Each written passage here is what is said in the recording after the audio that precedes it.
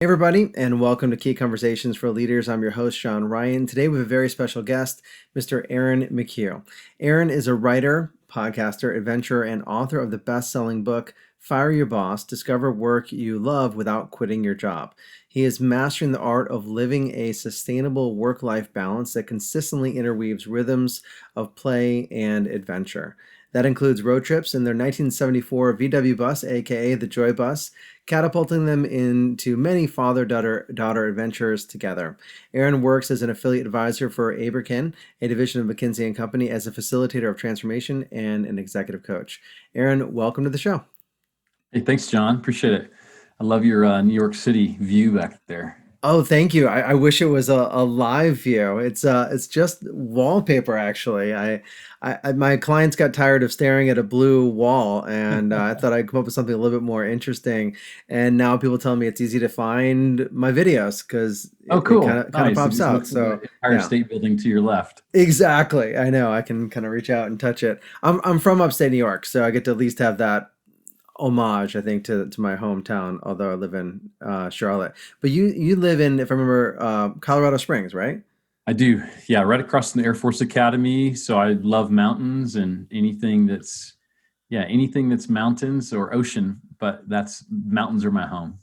Fantastic. And I understand, did you get caught up in time-wise speaking, there was a quite a range of weather recently going from the 90s, maybe even 100 degrees down to snow weather. Did you get It hit with was that? snowing the last 2 days, and then it was 91 degrees and wildfires the day before. Yeah, it's the Wild West is true.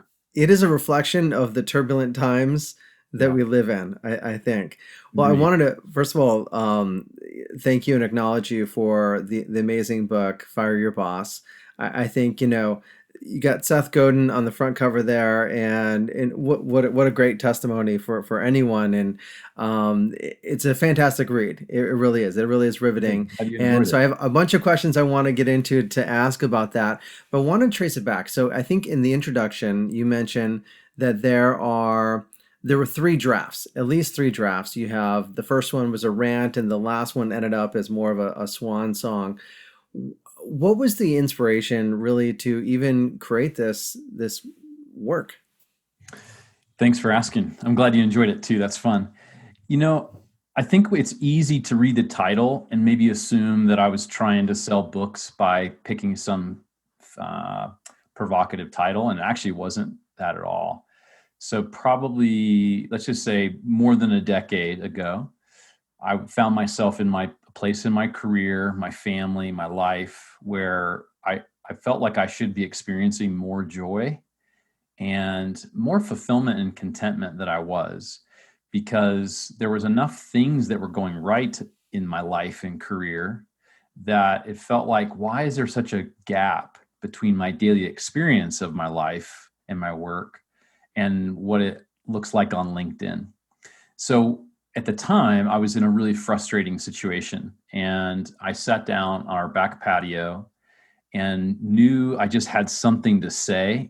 And what had happened is I had gone on a bike ride with a buddy of mine. And while we're on the bike ride, our kind of normal exchange was I'd rant about work and life, and he'd rant about work and life. We'd take turns. Well, this time I actually said, you know what I'm going to do? I'm going to fire my boss. And remember us both laughing, because I went on to say, like, I don't know how I'm going to do it. But this individual, which at the time, unfortunately, I was blaming and holding responsible for a lot of my pain, I'm gonna get them out of my way. And I don't know how, but I will. Well, the irony of it too was that was like, obviously that's very difficult to do in any situation. So I sit down on the back patio, I pen out this kind of draft of how did I get here and how do I chart a course for a future that I don't yet, like a dream, a far off place, some Neverland. So that was the very beginning. And in that, what happened was then over the course of those 15 years or so, 12 years, I kept living into these questions of how could you actually do that? How could you actually move from fear to freedom, from compartmentalized to wholehearted? from rule follower to heretic. How could you begin to actually shift that? Well, those are easy things to say and really, really challenging things to live and lead and live out. So that became kind of I don't even know, like almost like the soundtrack of my life for about 15 years to begin to explore what might that look like. So back to your root question, the reason I mentioned in the intro, this is the third time I've written the book, is the first time was on the back patio and I sat down and penned this out and just became a little ebook PDF.